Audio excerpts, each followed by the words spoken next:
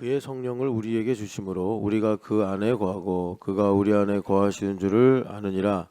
아버지가 아들을 세상에 구주로 보내신 것은 우리가 보았고 또 증언하노니 누구든지 예수를 하나님의 아들이라 시인하면 하나님이 그의 안에 거하시고 그도 하나님 안에 거하느니라. 하나님이 우리를 사랑하시는 사랑을 우리가 알고 믿었노니 하나님은 사랑이시라. 우리 사랑 안에 거하는 자는 하나님 안에 거하고 하나님도 그의 안에 거하시느니라. 아멘. 여러분들도 아시겠지만 이제 계속해서 우리가 주일에 들었던 말씀, 하나님의 나라는 성령 세례다라는 말씀으로 우리가 한 번씩은 좀 의아해할 만한 내용인데, 왜 구약에서는 하나님께서 우레도 내리시고 또 뭐 하여튼 불도 내리시고 또 지축을 흔들기도 하시고 그러면서 악인들을 심판하시고 멸하시고 그랬는데, 왜 요즘 세상에는 물론 자연재해가 있기도 하지만 그걸 다 그렇게 하나님께서 구약에서 하시듯이 죄인을 벌하시는 것이다 라고 우리가 생각하는 건 좀 무리잖아요. 예수님도 실제로 그 갈릴리에서 망대가 무너져서 많은 사람이 죽은 일을 가지고 그들이 너희보다 죄가 많아서 그러겠냐 이렇게 해석을 하셨거든요. 그러니까 요즘 세상에는 왜 안 그러냐, 내가 나쁜 짓하고 거짓말하고 이러면 하나님께서 그 구약식으로 나병이 생기거나 또는 뭐 내 위로 뭐 우박이라도 떨어지거나 그러면 우리가 어이구야 이러면 안 되는구나, 막 내가 걱정하고 낙심하면서 길을 걷는데 갑자기 주먹만한 우박이 뚝 떨어지면 야 이거 내가 걱정하니까 하나님께서 진노하시는구나, 뭐 이렇게 우리가 생각하면 더 쉽고 분명할 것 같은데, 걱정을 하든 내가 낙심을 하든 하나님은 보시는지 들으시는지 그냥 날씨도 그냥 그대로 어제 오늘도 어제와 비슷하게 이렇게 가니까 우리가 자칫하면 교회는 다니는데 마치 하나님께서 아무 일도 안 하시듯이 그런 세속화된 그리스도인으로 살기가 쉽지 않냐, 이제 이런 거죠. 뭐 우리가 살다 보면 어떤 아주 분명한 나쁜 사람이 있다고 합시다. 그러면 하나님께서 그 나쁜 사람 손 좀 봐줬으면 좋겠는데, 뭐 시편에도 그런 부분들이 있어요. 왜 저 사람들이 오래 살고 따뜻한 이불 속에서 죽게 되고 애들은 또 이어서 계속 부자로 살게 될까? 막 이런 고민을 이게 지혜서에서 하는 걸 우리가 읽게 되는데, 그런데 구약은 그래도 이렇게 보면은 어쨌든 하나님께서 그렇게 여러 가지 방법으로 심판하고 의사를 표시하는 내용들이 나오는데, 신약에서는 이제 그런 부분들이 좀 아닌 것 같단 말이에요. 왜 그럴까? 우리가 그런 생각을 하게 되죠. 그거는 가장 결정적인 것이 이제 성령 세례 때문에 그렇습니다. 그러니까 카이로스가 다르다. 그래서 하나님의 나라가 구약 시대에는 다윗 왕 때처럼 다윗 왕이 통치자가 되고 그야말로 신정 국가죠. 그래서 이제 다윗의 내각들이 세워지고 이제 이런 일로 하나님의 나라가 그 가나안 땅에 구체적으로 가시적으로 나타났다면, 그건 이제 하나님께서 우리 가운데 이루실 통치라는 게 무엇인가를 보여주기 위한 모델 하우스 같은 그런 이제 말씀이고, 주님께서 개혁을 하셨다고 히브리서 9장 10절에 나오잖아요. 개혁을 하셨다고. 이 개혁을 하셨다는 게 뭐냐면 그런 모델 하우스로 주신 하나님의 말씀이 이제는 사실이 돼서, 그게 모델 하우스란 말이에요. 내가 하나님의 집인데 그건 모델 하우스라고. 그러니까 모델 하우스는 구경하는 집이지 사는 집이 아니에요. 그러니까 그걸 보고 우리는 이제 실제 집에서 살아야 되는데, 그게 이제 성령 세례를 받은 내가 그렇게 하나님의 통치 아래 살아가더라. 그러니까 다윗 왕국의 가장 큰 특징은 뭡니까? 물론 이제 다윗이 모든 이제 자신의 치세를 다 통틀어서 하나님의 영광을 위해 하나님이 왕이십니다, 이 고백을 한 거예요. 그래서 그것이 이제 구체적으로 나타난 것이 성전을 짓기 위해서 전리품들을 다 하나님께 예물로 드렸다는 이 구체적인 행위. 그리고 이 치세 전반에 걸쳐서 우리에게 주시는 메시지 중에 하나가 진 적이 없다는 거예요. 적이. 그러니까 여러분 보시면 아론도 이게 실수를 많이 했지 않습니까? 송아지 만들어서 우상 숭배시키고 미리암이 반역할 때 같이 반역하고, 아론도 죽을 뻔한 일이 몇 번 있는데 하나님께서 왜 아론은 이렇게 좀 뭐라 그럴까 치외법권처럼 예외를 시켜주셨냐면, 이 사람이 대제사장의 모델이기 때문에. 미리암은 나병이 생겨서 쫓겨났다 돌아오긴 했는데 아론은 그러면 안 되는 거거든요. 그러니까 하나님께서 아론을 뭐 나답과 아비후가 죽을 때도, 물론 아론이 잘못한 건 아니지만 사실 책임은 자기가 이제 1번 제사장이니까 뭐 그런 것도 있겠지만, 하나님께서 항상 이렇게 아론을 지키시고 보호하시는 이런 일들이 있었어요. 그런 것처럼 다윗 왕은 지면 안 되는 전쟁에서, 심지어 압살롬하고 싸울 때는 이거는 100% 지는 건데도 하나님께서 아주 섬세하게 역사하셔서 승리로 바꾸시지 않습니까? 이게 우리의 모델 하우스란 말이에요. 그러니까는 우리 인생에 여러 가지 이제 심적, 영적, 또 물리적인 문제들이 있을 때, 이거는 바울 사도도 말씀하시지만 영적 전쟁이란 말이에요. 혈과 육으로 싸울 것이 아니라 영적 전쟁이다. 그러니까 그 영적 전쟁은 계시록에도 계시가 되지만 예수님의 전쟁이요, 예수님은 지는 법이 없는 다윗과 같은 왕이시란 말이죠. 그러니까 우리가 이기는 방법은 다윗의 뒤에 줄 서면 되듯이 우리가 예수님 뒤에 줄 서서 따라가면 된다라는 것입니다. 그러니까 내가 이렇게 걸어가는데, 여러분 우리가 전신갑주 말씀을 들을 때 믿음의 방패를 말씀하시잖아요. 믿음의 방패 때 마귀의 화전을 소멸하며 이래요. 마귀가 실제로 뭐 양궁을 해가지고 우리한테 화살을 맞히는 게 아니라, 누구죠?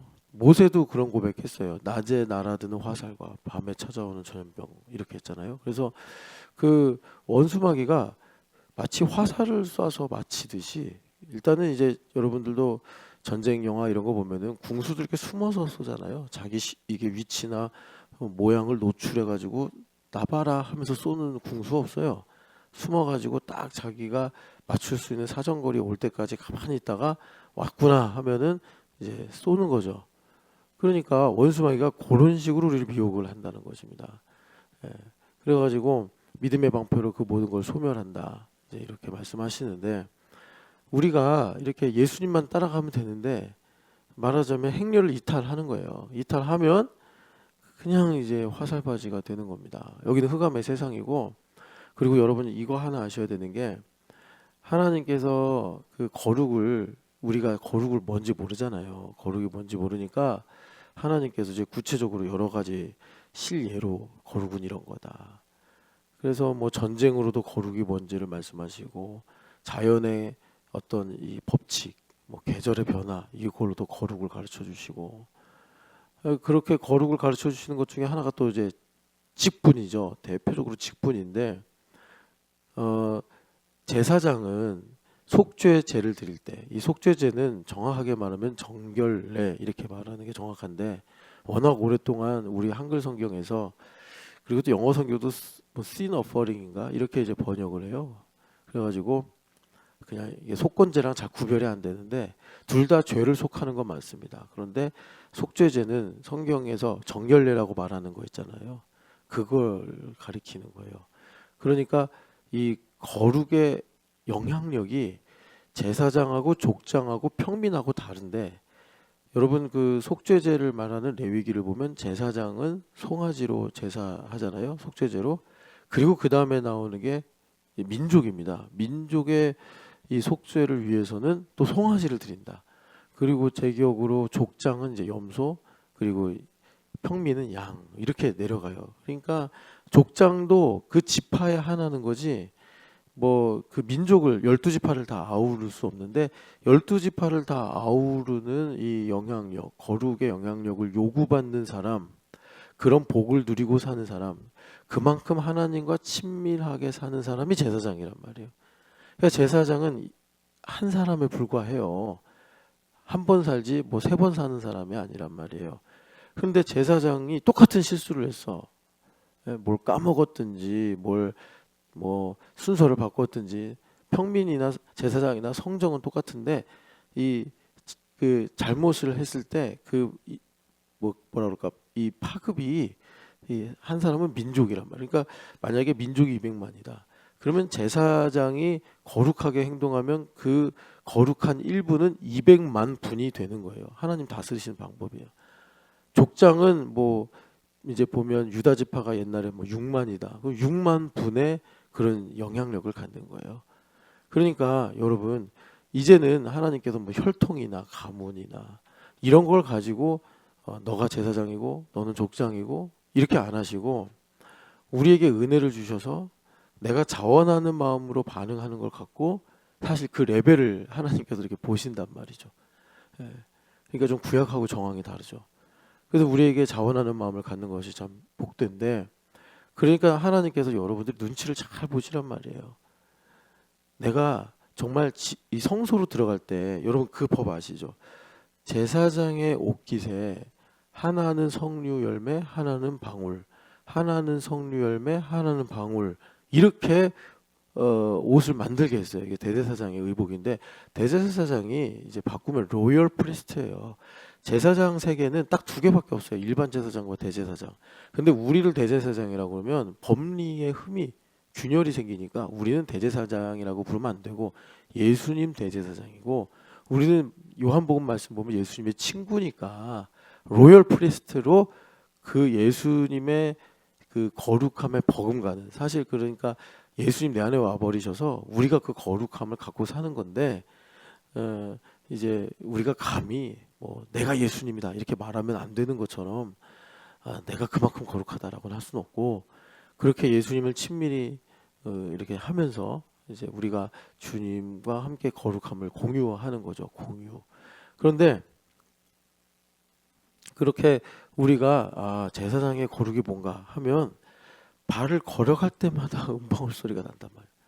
성소에서 한 걸음 하면 딸랑, 한 걸음 딸랑 딸랑. 그런데 옛날에 저도 주일학교 때 공과 시간에 그걸 배울 때 뭐라고 배웠냐면, 제사장이 이렇게 지성소 성소를 걸어가는데 갑자기 나쁜 생각을 했어 얘들아. 그러면 두렵고 어미하신 하나님 앞에서 생각이라도 그렇게 하면 안 되는데 그런 생각을 하면 죽는다. 그래가지고 저는 성경에 제사장 허리에 끈을 매달았다는 기록은 못 봤어요. 근데 어디서 그런 전승이 있나 봐요. 아직도 저는 그 출처는 모르겠는데, 그래서 그 끈으로 이렇게 잡아당겨가지고 제사장을 끌어냈다. 죽으면. 그런데 제가 나중에 봐서 출애굽기 28장을 잘 읽어보니까 아닌 거예요. 그 맥락이. 여러분 나중에 읽어보면 아시겠지만 음방울 소리를 들으면 살리라 이거예요. 그러니까 우린 연약하기 때문에 정말 하나님 앞에 이렇게 이제 모든 성전의 일들을 잘 섬기기 위해서 뭐 메노라에 이 오일도 갈아야 되고 떡상에 떡도 교체해야 되고, 거기는 뭐 먼지가 없겠습니까? 그럼 제사장의 먼지도 이렇게 해야 되고, 분향단 하면 분향하고 남은 재들 치워야 되고, 그러니까 매일 한 번씩 들어가야 되는데, 아니 그렇게 하면 누가 들어가요? 못 들어가지, 무서워서 성소에. 근데 제사장은 이제 목숨 걸고 들어가는 거예요. 그럼 맨날 들어갈 때마다 주님 죽이지만 말아 주십시오, 죽이지만 말아 주십시오 이러고 들어가야 돼요. 제가 주일학교 때 그렇게 배웠다니까요. 이런 것이 제 세계관을 지배하는 거예요. 그러니까 이런 것이 또 문제가 뭐냐면, 하나님께서 그러니까 이제 나도 모르게 매우 깊은 곳에 하나님을 향한 반감, 뭐 하나님을 적대하는 행동은 안 하는데, 뭐 어떤 하나님은 제가 이런 얘기 하는 거 많이 들었어요. 하나님은 내가 좋아하는 것은 다 가져가시는 하나님. 그런 이제 경험치를 가지고 계신 분도 있더라고요. 내가 좋아하기만 하면 하나님 다 가져가셨어요. 내가 하고 싶은 건 다 막는 하나님. 그러니까 믿음이 어느 이상 성장을 못해. 하나님한테 그런 선입견을 갖고 있으니까 하나님 뭐라고만 말하려고 그러면 싫다, 뭐 힘들다, 이제 이런 마음을 갖는 거예요. 저도 그런 게 어려서 주일학교 때 성경을 그런 식 율법적으로 배워가지고, 제가 그분 성함도 기억이 나요. 워낙 6년간 거의 저희 교회 전도사님으로 계셔서 참 기구한 인생을 사신 분이에요. 그분의 메시지가 뭐였냐면, 내가 청년 때 예수님을 잘 믿었는데 너무 좋은 남편을 만나서 정말 주일에 교회를 안 나갈 만큼 너무 뭐라 그럴까 잘 살았대요. 근데 하나님께서 아들도 데려가시고 남편도 데려가셨다. 사실 그 공포스러운 거 아닙니까? 저 사연은 잘 몰라요. 근데 이분이 맨날 설교 때 그 얘기 하는 거예요. 예. 그래가지고 제 머릿속에 하나님 무서운 분, 하나님은 우리가 뭔가 실수하면 그렇게 막 다 가져가시고 빼앗으시고 심지어 죽이시는 분, 그분 인생에 그런 말하자면 녹물 같은 게 이제 있었던 거죠. 그래서 저도 그 신학교 가고 사실 여러분들도 뭐 이제 저랑 제자도 하시면서 이러니 저러니 듣기는 하시겠는데 제가 목사 되게 하기 싫었던 거 아시잖아요. 그런 거 이제 그런 부분들에 영향을 줘서 참 나에게 원수마귀의 그런 거짓이 설득력 있게 만들고 하나님의 신실하심에 대해서는 뭔가 왜 신실하신 거야? 뭐 이런 느낌? 그러니까 이게 믿음이 어느 정도 성장이 안 돼. 그리고 내 삶을 받아들이지 못해. 내 삶이라는 게 여러분 예수님께서 피로 값주고 사신 삶 아닙니까? 그러니까 똥이든 된장이든 내 삶은 귀한 삶이에요. 예. 그러니까 우리가 이런 것을 가지고 뭐 부끄럽다라든지 뭐 속상하다라든지 이렇게 말을 함부로 하면 안 되는 게 우리가 이것이 영원한 삶 지금 찬양했는데 이게 이것이 내 삶이야. 나 my life, my life가 eternal life라는데 왜 그러죠? 우리가 뭐 불로 쳐먹어서 그런 거예요? 너무나 너무나 행복해서 그런 거예요? 아니에요. 예수님 때문에 그런 거예요. 예수님 때문에. 그래서 우리가 여러분 그 이제 역사를 보면은 믿음의 증언들이 있잖아요. 그러니까 아우슈비츠 수용소를 가도 거기서도 영원한 삶인 거예요. 그건 뭐 거기까지 갈 필요도 없이 욥기에서도 증언하는 바고. 그러니까 우리가 그렇게 이제 그 이제 출애굽기 28장을 다시 하면서 이제 서론을 마무리하면 제사장의 옷깃에 방울을 매달아 주신 것은 우리의 연약함을 아시고 하나님께서 자비를 베풀어 주셔서 너가 그 음방울 소리를 들으면 너가 인간이기에 성소를 걷다가 나쁜 생각, 틀린 생각, 부정적인 생각이 들더라도 음방울 소리를 들으면 산다. 이거예요. 내가 너무나 힘들고 고통스럽고 힘들어도 예수님의 보혈만 내게 있으면 산다. 예수님의 보혈. 날 위해 죽으셨구나. 이것만 있으면 산다. 그게 음방울이에요.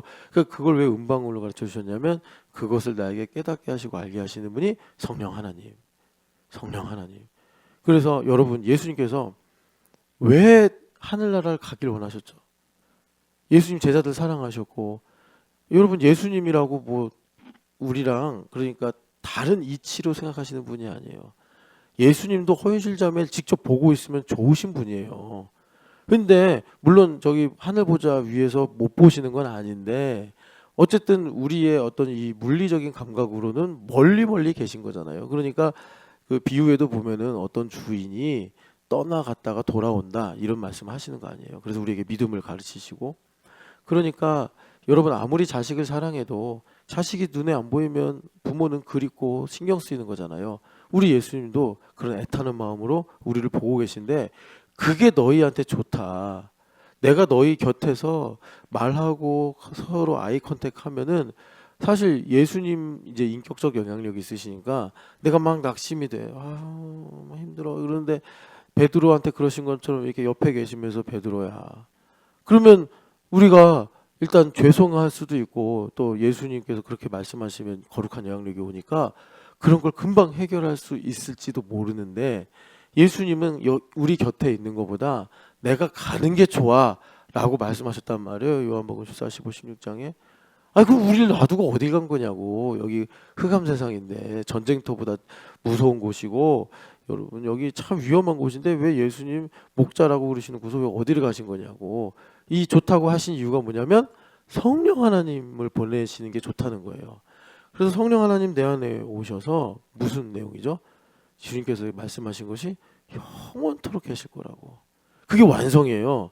완성. 그 완성이 시작이 된 건데 성령 하나님 영원히 계시니까 음방울 소리를 우린 내 기분, 내 감정, 내가 보는 것에 의해서 판단하는 게 아니라 성령 하나님 음방울 소리란 말이에요. 이분은 끊임없이 말씀하신다고 끊임없이 말씀. 여러분 그 사실을 믿으시고 자유하시기를 축복합니다. 그래서 우리가 하나님 나라가 됐다. 이것을 이제 예수님 말씀을 따라 성령 세례를 받았다. 성령 세례를 받은 증거로 여기 보니까 그 말씀이 13절에 성령을 우리에게 주심으로 우리가 그 안에 거하고 그 그가 우리 안에 거하는 줄을 아니라. 그래서 그란 이제 예수님이죠.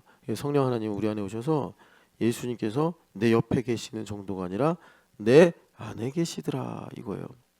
자, 그래서 성령 하나님 내 안에 계셔서 나를 살게 하신다. 이제 생명은 내가 가지는 소유, 내가 가지고 있는 지식, 내가 말하는 그 무엇, 내가 고상하게 여기는 그 가치, 내가 이것은 내 생명과도 바꿀 수 없어라고 말하는 거, 아니면 반대로 나는 왜 이게 안 되나 하고 걱정하고 근심하는 거, 그거 갖고 걱정 근심한다는 게 뭐예요? 그게 내 생명이라는 거예요. 근데 그런 게 생명이 아니라고요. 그러니까 우리가 그걸 진리를 모르고 죽으면 지옥을 가는 거예요. 그걸 모르고 죽으면. 근데 예수님께서 우리에게 생명을 주셨는데 그 생명이 뭐냐? 성령 하나님 내 안에 내주하시는 거란 말이에요. 우리가 잊어버리면 안 된다고. 그러니까 여러분 기억하세요. 성령 하나님께서 내 안에 내주하시는 것이 생명이에요.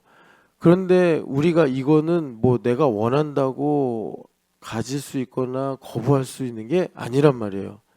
그러니까는 우리에게 남은 건 두 개 중에 하나예요.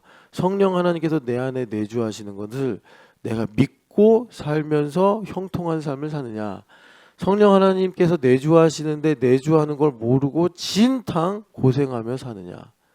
그래서 끝에 가면 어떤 사람은 성령 하나님께서 내주하시는 것을 풍성하게, 만약에 30년을 믿고 살았으면 그 30년 이상으로 풍성하게 날마다 성령 하나님 내 안에 내주하시니 그 모든 오늘이라고 불리우는 시간 동안 그리스도를 알게 하셔서 내 안에 그리스도가 풍성하게 계시는 거예요.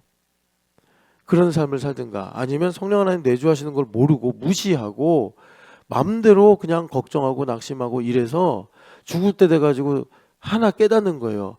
그럼에도 불구하고 성령 하나님은 내 안에서 나와 함께 하시고 떠나지 않으셨구나. 그것도 전혀 나쁜 건 아니에요. 그것도 훌륭한 삶인데 지나간 인생이 고락인 거예요. 안개를 잡으려고 하듯이 내 인생이 그렇게 살아왔다는 거예요. 안개를 잡으려고. 이제 여러분, 그래서 성령 하나님 내 안에 내주하시는구나. 그러면 성령 하나님께서 내 안에 계셔서 뭘 하시느냐? 그거는 성경의 대명제와 같은 말씀인데 믿음으로 살게 하신다. 내 뭐랄까 꿈으로 살게 하신다. 아니에요. 행복으로 살게 하신다. 아니에요. 이 행복이란 단어가 되게 좋은 말인데 이게 교묘한 포장지가 돼가지고 은근히 행복하면서 사실은 내 힘으로 살고 내가 원하는 대로 살고 이런 거를 이제 이렇게 가지고 있는 경우들이 많더라고요. 그러니까 참 말들이 이렇게 오염이 돼가지고 참 쓰기가 애매한데, 여하튼 간에 우리가 성령 하나님께서 내 안에 계신 믿음으로 사는데 이 믿음으로 말미암아 살리라, 이 말씀이 하박국 2장에 나와 있잖아요. 한번 우리 읽어보겠습니다. 자, 성령 하나님 내 안에 거하셔서 예수님이 우리 안에 거하시는 걸 알게 하신대요. 이게 뭐냐면 내가 예수님을 믿는 믿음으로 산다, 이제 이런 말인데, 그래서 믿음으로 말미암아 살리라가 하박국서 2장 4절이란 말이에요. 같이 읽어보겠습니다. 보라, 그의 마음은 교만하며 그 속에 정직하지 못하나 의인은 믿음으로 말미암아 살리라. 아멘. 하박국 선지자가 기도를 엄청 했어요. 여러분, 그 성경 말씀을 우리가 먹는다 하잖아요. 먹을 때 좀 그 계시록에도 그런 말씀이 있지만 창자가 쓰리대요. 그러니까 이제 불과 같이 내 안에 임해서 나 중심의 가치를 막 태워버리는 일이죠. 그러니까 이제 배가 쓴 거죠. 하박국은 좀 그런 복통이 있을 수 있는 성경입니다. 먹으면 심하게. 하박국서가 왜 그러냐면 바벨론이 유다를 침공하는 하나님의 이 일을 두고서 유다가 그냥 전쟁에 한번 지는 정도가 아니에요. 유다가 한 3년간 기근으로 고생하다가 회개하고 돌아오는 게 아니라 유다가 없어지는 거예요. 없어지는 거. 여러분 성경 통으로 몇 번 읽으셨어요?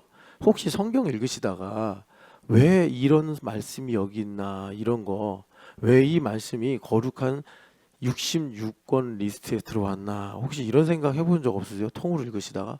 통으로 읽어보시면 이제 성경을 차례로 쭉 보니까 뭐 감동도 받고 도전도 받고 깨달음도 얻으시겠지만 왜 이 성경이 왜 66권에 들어갔을까, 그런 거 생각 안 해보셨어요? 저는 읽을 때마다 그런 생각을 하는 성경이 하나 있어요. 왜 그러냐면 이해가 안 되고 어려워서가 아니고 무서워요. 그게 무슨 성경인지 아세요? 근데 그거요, 우리가 사는 이 시대에는 그거를 그렇게 생각하면 안 되고 진짜 소화를 해야 돼요. 창자에 쓰리더라도. 여러분 성경 보면은 마지막이 다 약간 긍정적으로 끝나잖아요, 그죠? 긍정적으로. 근데 성경의 마지막이 아주 안 좋게 끝나는 성경이 있어요. 그게 뭐냐면 애가예요, 애가. 말 그대로, 애가라는 말 그대로. 그러니까 하나님께서 구원하시겠다라는 말씀도 없으세요. 하나님께서 우리를 버리셨느니라 하고 끝나요. 이야, 성경이 여기까지 가는구나. 여기까지 가는구나. 그러니까 우리가 하나님을 내 생각과 마음에 좁혀서 섬길 수가 없는 거예요. 성경이 곧 우리의 삶 아니겠습니까? 거기에 애가도 있다고. 애가. 예. 그래서 하박국은 이제 그런 연장선에서 하나님의 뜻이 무엇입니까? 이걸 묻는 건데, 그러니까 바벨론이 와서 그냥 뭐 약탈 정도 해가고 그러게 아니라 예루살렘 성전을 불태워 버리고 언약궤가 빼앗기고, 그리고 그동안 하박국이 하나님을 신실하게 섬기고 살게 했던 세계관이 무너지는 거예요. 하나님은 전능하시고 최고의 신이시고 우리의 보호자이시고 우리에게 승리를 주신 하나님이 우리를 보호 안 하시고 우리에게 처절한 패배를 주시고 또 성전을 불태워 버리시고, 성전을 친히 지키시는 하나님께서 성전을 불태워 버리시고 언약궤가 가는 곳마다 승리를 주신 하나님이 언약궤를 지상에서 없애버리시고, 그러니까 그동안 그런 모든 가치를 가지고 하박국이 기도하고 하나님 말씀 배우고 경건한 생활을 해왔는데, 하나님께서 그것에 반하는 행위를 하신다니까 하박국이 충격을 받은 거예요. 내가 잘못 믿고 살아왔나, 내가 착각하고 살아왔나. 그래서 2장 1절에 내가 파수꾼처럼 올라가서 하나님께서 뭐라고 말씀하시는지를 들어보겠다, 이제 이렇게 하는 거예요. 그런데 욥기에도 나오지만 하나님은 무엇이든지 하실 수가 있고 못 이루실 계획이 없는 분이다.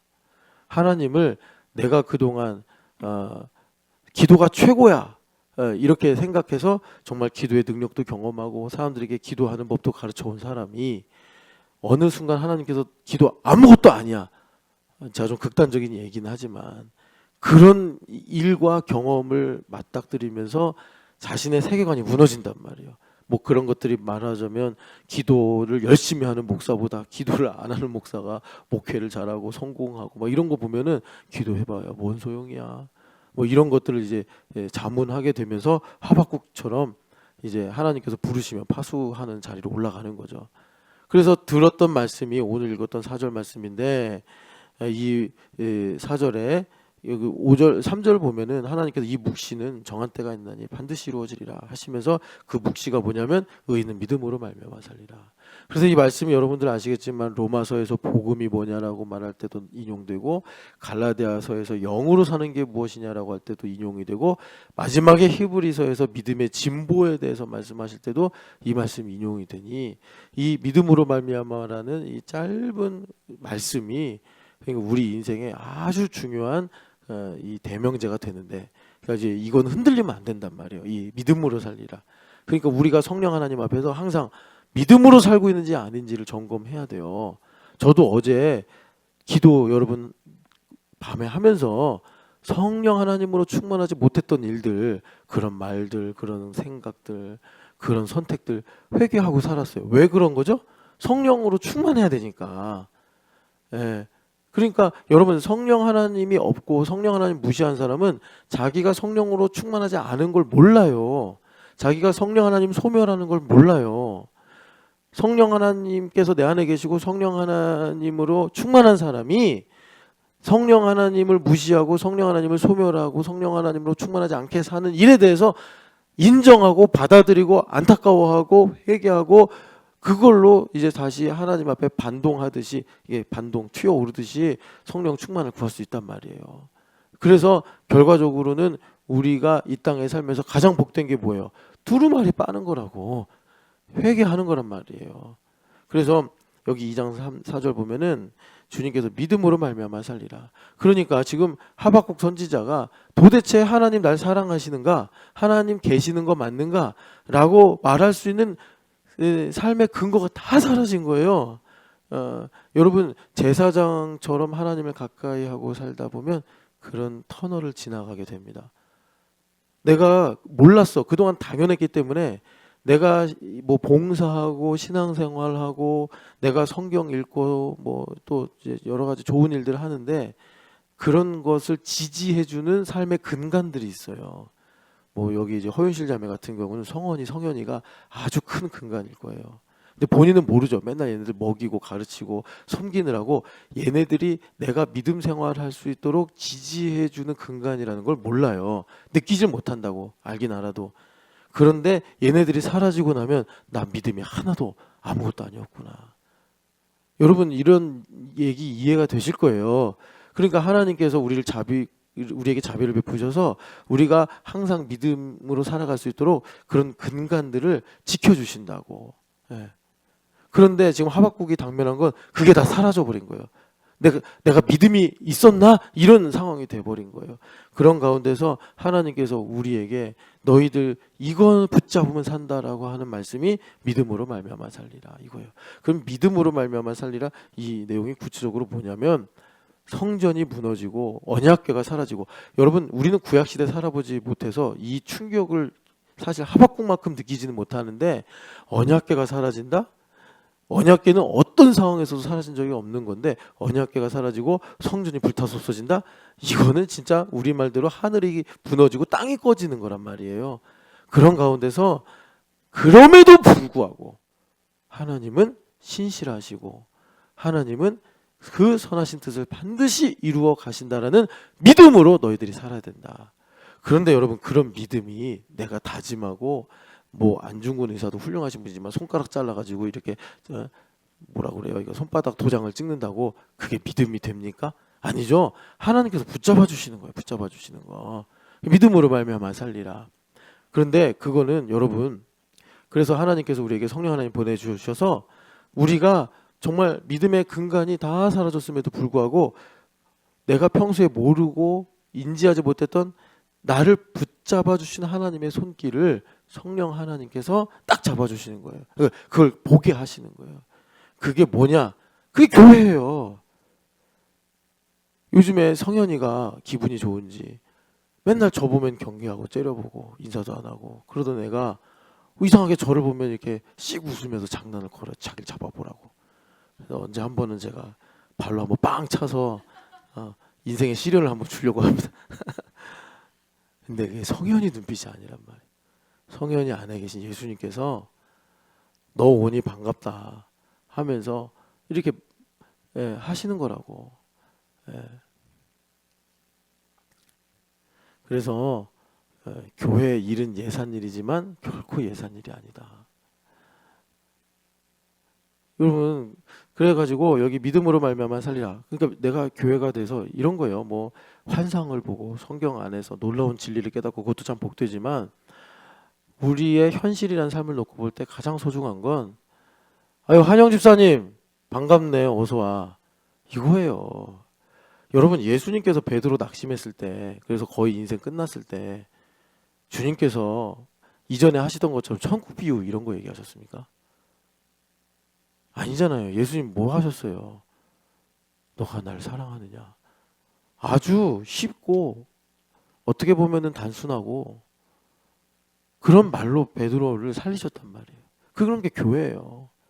주님께서 막 우리한테 불병거를 보여주시고 우리한테 막 대단한 일본 선교의 엄청난 영광을 보여주셔서 우리를 살리시는 게 아니라 왔냐?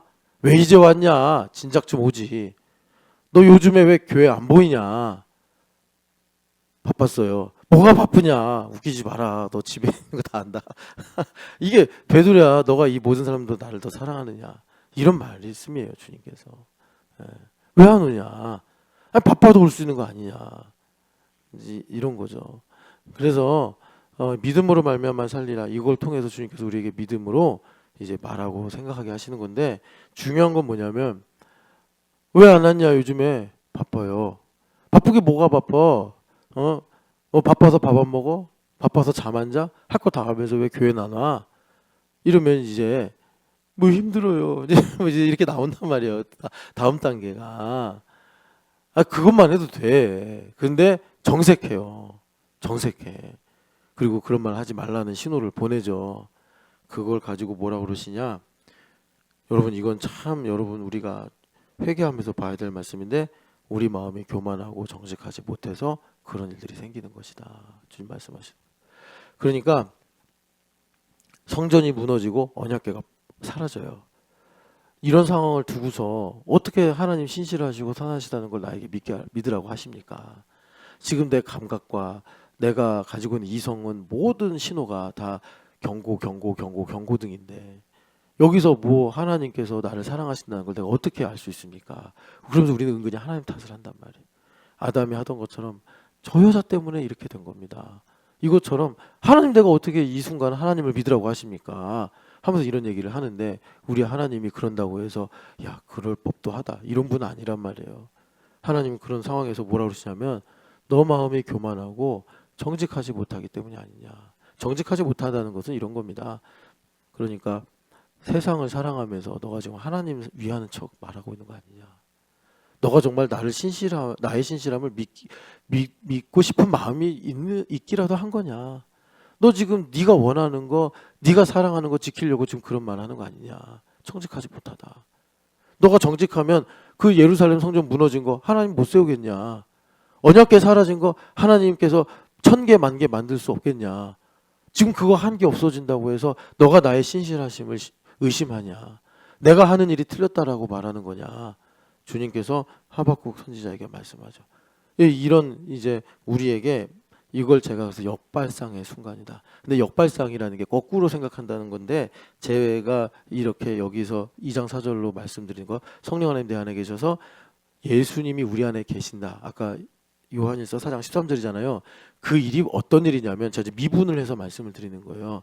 그러니까 일단 내가 아니라고 생각했던 것에 대해서 주님께서 뒤집으셔가지고 하나님 중심으로 약속을 가지고 믿음으로 보게 하신다는 거예요. 그걸 하나님께서 이루시더라. 그러니까 하나님 나는 믿을 만한 근거가 하나도 없습니다. 지금 이게 어떻게 내가 평안하다고 하십니까? 내가 어떻게 하나님 나를 사랑한다고 말할 수 있습니까? 그런데 우리 주님은 거기서 아니다. 예수님을 중심으로 생각해라. 만약에 이런 겁니다. 하나님 저 이렇게 죄 많고 이렇게 틀리는데 제가 가치가 있습니까? 왜 널 보냐? 예수님을 봐야지. 이 역발상인 거예요. 너를 왜 내 아들을 내가 주지 않았냐? 왜 그 앞에서 넌 흥정을 하냐? 주님 그러시는 거예요. 왜 흥정을 하고 앉아있냐? 내 아들을 주었는데 나를 주었는데 왜 너가 또 와가지고 더럽다고 너 스스로 솔직히 말해서 너가 그 말하는 거 정직하지 않기 때문이 아니냐. 너가 세상을 사랑하니까 지금 나한테 이걸 갖고 내 아들의 목숨을 가지고 네가 나한테 지금 흥정하는 거 아니냐. 주님께서 우리에게 이제 말씀하시면 그래서 여기 그의 마음은 교만하며 그 속에도 정직하지 못하나 이 말씀은 정말 우리가 하나님 앞에 회개하면서 두려워하면서 읽고 그래서 하나님께서 의는 그 믿음으로 말미암아 살리라.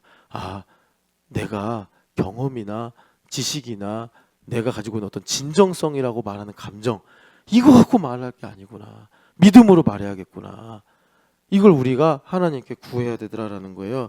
그렇게 되면 반드시 의인은 돋는 해와 같으리니 이제 여명의 순간이 온다 이 말이죠.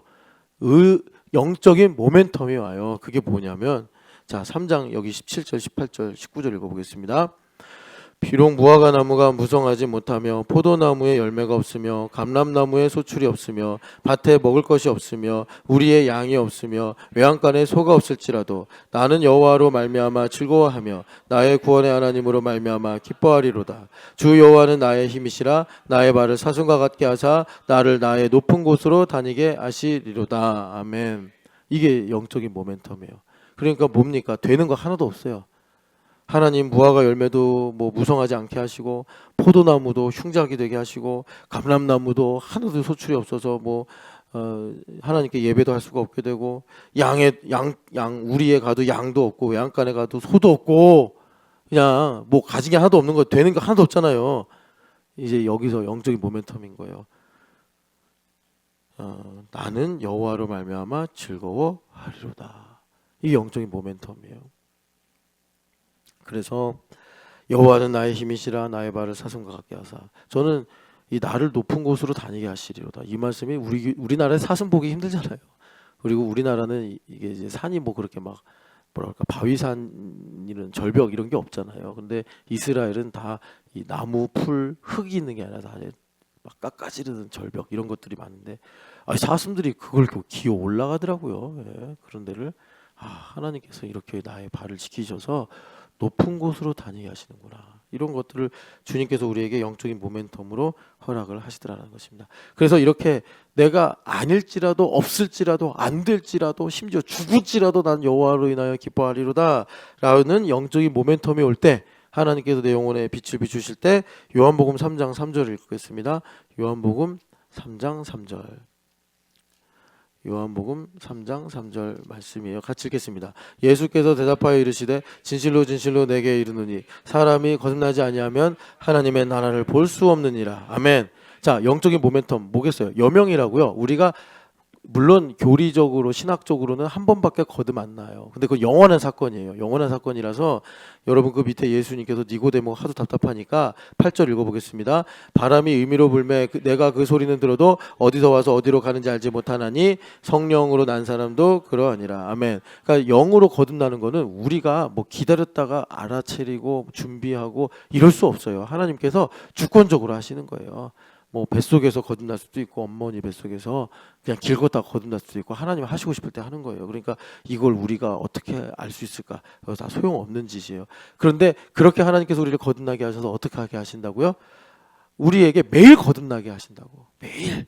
네, 매일 우리가 거듭나는 기쁨, 거듭나는 생명, 거듭나는 뭐 어떤 또 놀라운 하나님의 은혜 이런 걸 이제 경험하게 하시는 거예요. 그래서 3절 보면은 진실로 진실로 너희에게 이르노니 사람이 거듭나면 어떻게 된다는 거예요? 하나님의 나라를 본다.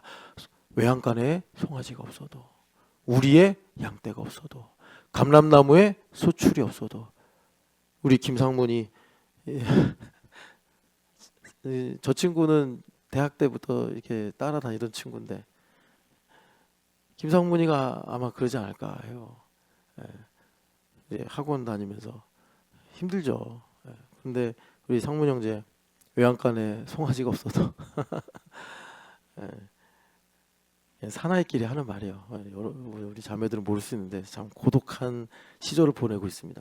근데 그럴지라도 하나님 나라를 볼 수 있다. 김상문이 오늘 거듭나면. 그래서 우리 교회에서 이렇게 레퍼런스로 두는 책 중에 찬송 생활의 권능 이런 책들. 그러니까 제사장은요 옷 자체가 찬송이에요. 하나님 입혀주셨거든요. 제사장은요 여러분 그러니까 하나님께서 완전히 내 거야. 아무도 이거 나 외에 가질 수 없어. 그런 존재예요. 그런 존재. 여러분 신촌연합교회 다니면서 받는 복이 뭔지 한번 잘 생각해 보세요. 잘 생각하기 힘들면 좀 저를 측은지심으로 보면서 좀 읽어보세요. 하나님께서 나를 신촌연합교회 다니게 하신 게. 예. 여하튼간에 그래서 주님께서 거듭나면 일단 하나님 나라 볼 수 있다. 그러니까 뭡니까? 외양간에 송아지가 없는데 송아지가 울고 있는 걸 보는 거예요. 우리의 양이 없는데 양들을 보는 거예요. 제 집에는 제 딸이 없는데 제 딸을 보는 거예요. 여러분 그렇게 사는 거예요. 거듭나서. 예? 하나님을 믿는 믿음으로 사는 거예요. 캠퍼스에 지금은 뭐 탄핵 시위 반대하니 찬성하니 하면서 소란하는데 저기서 찬송하는 행렬들을 보는 거고 이 자매들이 정말 지금 여기 얼마나 많은 우리 안부라잔 같은 외국 연구원들 가정이 있습니까? 저들에게 복음을 전하겠다고 외국인 유학생들 섬기겠다고 하는 운동이 일어나는 걸 우리가 보는 거예요. 감람나무에 소출이 없고 포도나무에 이 포도송이가 없어도 보는 걸 보는 거예요. 하나님을 기뻐해서 하나님의 나라를 보게 되고 5절 읽어보겠습니다. 예수께서 대답하시되 진실로 진실로 내게 이르노니 사람이 물과 성령으로 나지 아니하면 하나님의 나라에 들어갈 수가 없느니라. 아멘. 그러니까 여기서 이제 물과 성령으로 난다. 이건 이제 교회가 돼서 포도나무 가지가 돼가지고 줄기에 붙어있는 삶을 살게 되면은 하나님의 통치 아래 살아가게 된다. 주님께서 말씀하세요. 그래서 주님의 통치 아래 들어가는 거는 보는 거랑 무슨 차이가 있냐면 보잖아요. 아 하나님 이렇게 역사하시는구나. 그러면 내 마음에 하나님의 동의가 이제 하나님께 동의를 드려요. 하나님 그 통치가 여기 임하기 원합니다. 하나님의 뜻이 나에게 이루어지기 원합니다. 근데 놀라운 거는 내가 승승장구할 때 보지 못해요. 여러분 승승장구할 때 보는 게 아니라 정말 하박국 선지자처럼 내 믿음, 나의 믿음을 이렇게 지지해주던 근간마저 흔들리는 순간에 사실 놀랍게 하나님은 영적인 모멘텀을 여셔서 그게 여명이라는 자연의 섭리라고요. 그래서 괜히 의인은 돋는 해와 같고 이렇게 안 한 거예요. 예, 그렇게 말씀한 거라고. 괜히 말한 게 아니란 말이에요. 의인은 돋는 해와 같고. 그래서 우리가 하나님의 나라를 보게 될 때 이제 내가 하나님께 하나님 그 나라가 이곳에 이루어지게 하시고 나타나게 하시고 임하게 하여 주시옵소서 하면은 그 나라에 들어가게 된다 이겁니다. 하나님의 나라에 들어가게 된다. 들어가면 믿음으로 말미암아 살리라. 히브리서 10장 38, 39절 읽어보겠습니다. 히브리서 10장을 보면은 37, 38절 같이 39절까지 읽겠습니다. 잠시 잠깐 후면 오시리니 지체하지 아니하시리라. 나의 의인은 믿음으로 말미암아 살리라. 또한 뒤로 물러가면 내 마음이 그를 기뻐하지 아니하리라 하셨느니라. 우리는 뒤로 물러가 멸망할 자가 아니요 오직 영혼을 구원함에 이르는 믿음을 가진 자니라. 아멘. 믿음으로 계속 앞으로 나아가 성장하다. 그래서 여기 보면은 이사야서 말씀하고 하박국서 말씀을 이렇게 합쳐서 인용하셨는데 잠시 잠깐 후면 오시리니 지체하지 아니하리라. 여러분 그래서 재림에 대해서 예수님을 사랑한다고 할 때 여러분 거기에는요 필레오예요. 그러니까 재림은 정말 재림의 소망, 이게 종말 신앙이라고 하잖아요.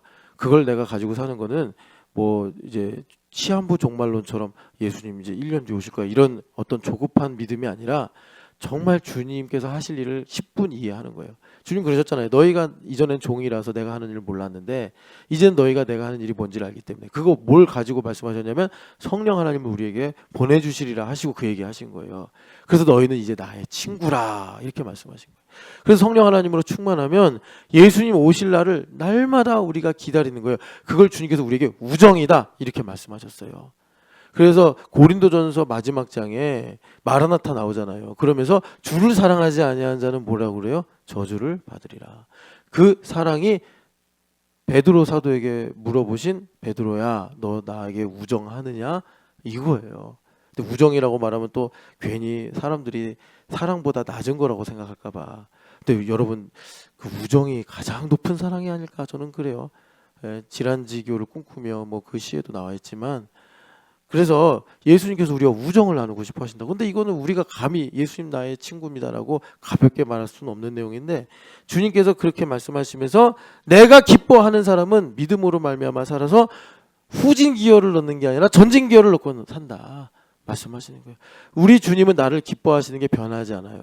사람은 잘해주면 좋아하고 잘못하면 싫어하잖아요. 근데 우리 예수님은 내가 잘하든 못하든 일단 나를 기뻐하시는 분이에요.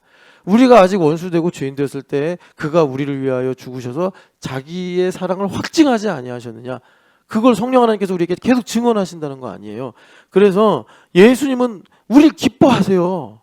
항상 기뻐하세요, 여러분.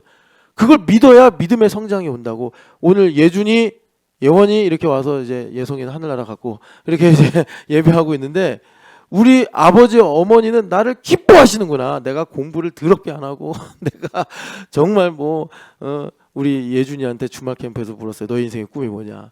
뉴진스 그 카드 100장을 모으는 겁니다. 그러더라고요. 그래도 이만현 집사님은 그냥 예준이만 보면 눈에서 꿀이 뚝뚝 떨어진다고. 저는 그냥 저 꿀밤 한 대 먹여줄까 그러고 싶어도 우리 임 집사님은 사실 어디 그럼 뉴진스 100장 카드를 어떻게 파는가 어디서 사는가 이런 생각할지도 몰라요. 그런데 물어봤더니까 앨범 하나를 사면 2장이 있대요. 그러니까 앨범 100장 50장 넘게 사야지 이제 그 카드를 다 그 꿈을 이룰 수 있는 거지. 근데 그럴지라도 우리 하나님은 나를 사랑하시고 기뻐하세요. 그래야 예준이가 성장해. 그래야 예원이가 이제 이번 중간고사 때는 내가 그만 놀고 공부 좀 해야겠다 해서 손톱을 다 이렇게 자르고 손톱을 다 발톱처럼 다 자르고 그러고서 이제 공부를 하겠죠. 하나님 우리를 기뻐하신다고. 그러니까 우리 앞으로 나아갈 수밖에 없다고. 뒤로 물러갈 수도 있다. 이 약간 리스크를 염두에 두고 하신 말씀이 아니라 우리는 앞으로 나아갈 수밖에 없는 존재야. 주님 말씀하시는 거예요. 그래서 영혼의 구원함을 이루는 믿음을 가진 자니라. 여러분 오늘도 우리가 로열 프리스트가 된 것을 믿으시고, 저는 여러분들이 이런 부심을 가졌으면 좋겠어요. 나는 신촌영학교회다. 신촌영학교회는 기본값이 프리스트예요. 여러분 함부로 살면 안 돼요. 그래서 여러분 정말 내가 이렇게 작은 오차에도 제사장의 거룩을 통해 말씀하신 것처럼 큰 일파만파가 생길 수 있구나. 그만큼 하나님은 나의 정말 성경 말씀의 표현대로 머리털 하나까지도 거룩하게 하시고 사랑하게 하시는구나. 주님은 그렇게 우리 신촌영학교회를 눈에 넣을 만큼, 눈에 넣어도 아프지 않을 만큼 그렇게 주님 우리를 사랑하십니다. 여러분 오늘도 주님 안에서 거하시고 영원한 삶을 누리시기를 축복합니다. 사랑하는 하나님 아버지, 성령 세례를 받았습니다. 우리에게 의식의 혁명을 일으켜 주셔서 내가 존재하는 이유는 하나님의 영광을 위해, 내가 사는 이유는 그리스도를 위하여 하나님 그것을 진리로 깨닫게 하여 주시옵시고, 오늘도 나에게 주신 이 하루를 살면서 창조주의 지혜를 발견하게 하시고 하나님 그리스도를 얻는 복된 삶을 살게 하여 주시옵소서. 부활하신 예수님의 이름으로 기도합니다. 아멘.